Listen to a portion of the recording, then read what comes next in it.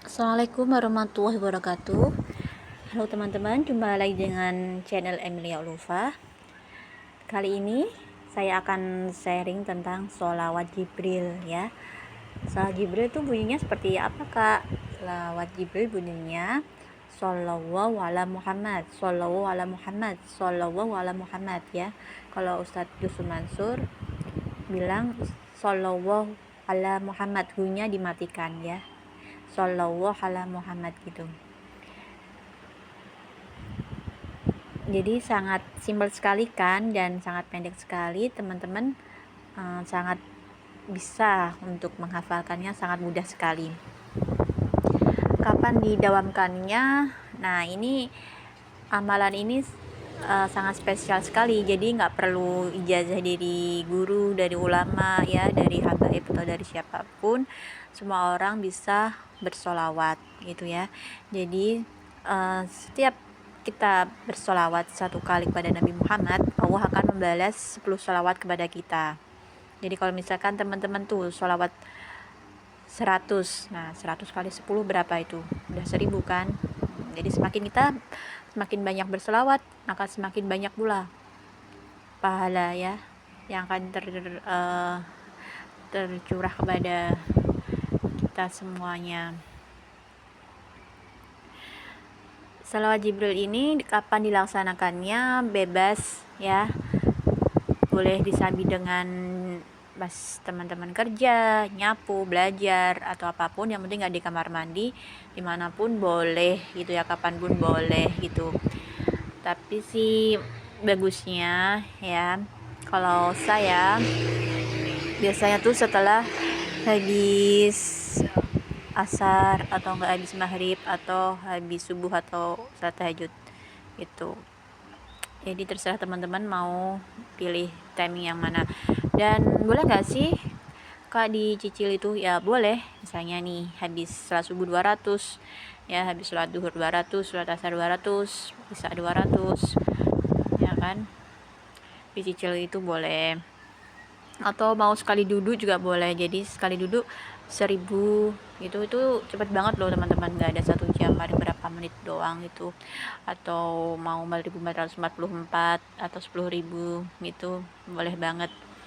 Kalau saya sih ada me time khusus ya buat saya sama Rasul itu, jadi lebih biar melatih kefokusan kita juga gitu. Ibaratnya tuh gini, kita kan pasti punya hajat ya, punya doa yang pengen segera kabul, pengen segera tersampaikan sama Allah. Nah ini kita tuh siapa? Kita kan bukan siapa-siapa ini. Nah kita berdoa, berwasilah melalui Rasulullah SAW ya, bertawassul kepada Nabi Agung Muhammad SAW. Kenapa? Karena Rasulullah itu kan kekasihnya Allah ya kan, insya Allah doa kita lebih cepat nyampe gitu. Ibaratnya gini, kita mau ketemu bupati, mau ketemu presiden, mau ketemu gubernur, kita pastikan kalau ketemu beliau gitu kan ada perantaranya kan, ada ajudannya, ada pengawalnya yang mengantarkan kita kepada beliau tadi ya, mau presiden, gubernur, bupati ya, pejabat penting itu.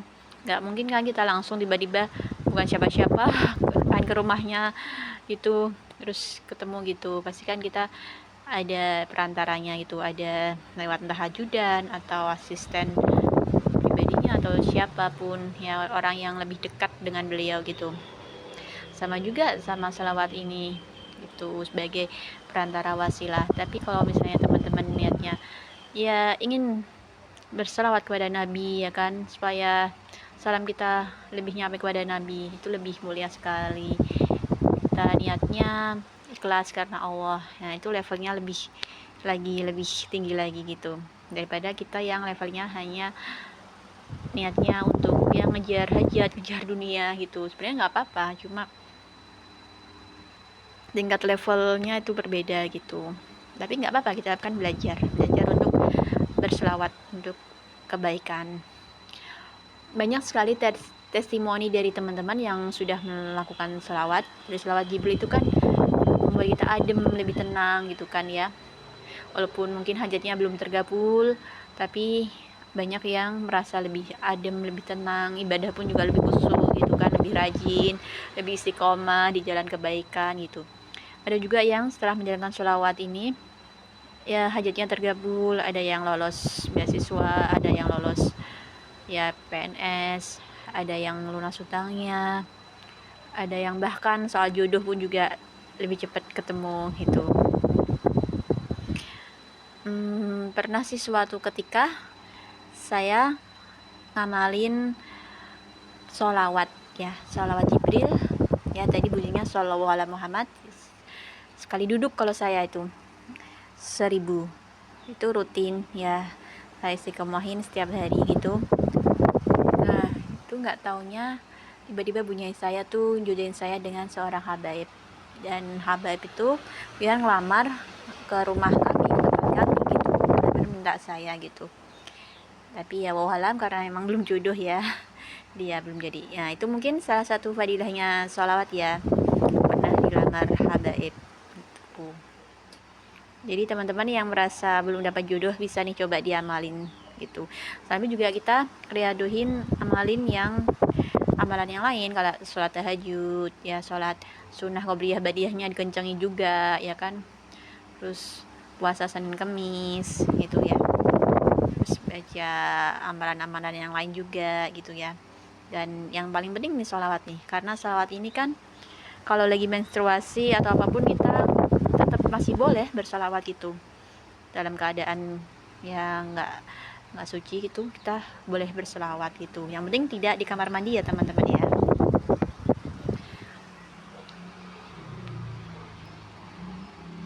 Sebenarnya banyak sekali macam-macam sholawat. Nah ini saya share dulu sholawat yang paling mudah diingat juga, paling gampang dilafalin juga ya kan, nggak perlu teman-teman repot-repot apa ya cari ijazahnya atau gimana gitu, udah tinggal hafalin aja, tinggal dawamin aja ini sholawatnya.